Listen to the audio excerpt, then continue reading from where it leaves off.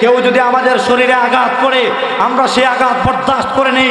আমাদের শরীরে যদি কেউ মারে, নির্যাতন করে, মেরে ফেলে, কেটে ফেলে, বরদাস্ত করে নেই। আমাদের বিরুদ্ধে যদি কেউ বদনাম করে সেটা আমরা মেনে নেই।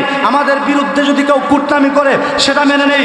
কিন্তু আল্লাহর কসম, রব্বে জাতের নামে কসম করে বলি, মুহাম্মদুর রাসূলুল্লাহকে কেউ গালি দিবে, মুসলমান বেঁচে থাকতে তা বরদাস্ত করতে পারে না, পারে না, পারে না।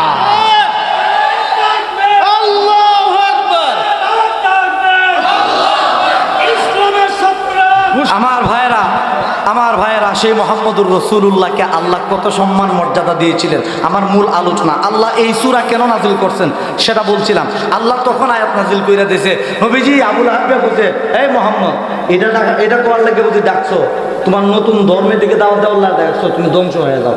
আল্লাহ পাক বলে, নবী হে কইছেন আপনি ধ্বংস হয়ে যেতেন, আমি আল্লাহ ঘোষণা দিতেছি আবু লাহাব হে তো ধ্বংস হইবই, হে 14 গোষ্ঠীরই আমি আল্লাহ ধ্বংস করে দিই। সুবহানাল্লাহ। নবীজি আমি আল্লাহ আপনার পক্ষে আছি। সুবহানাল্লাহ।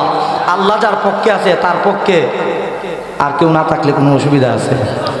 অসুবিধা নেই।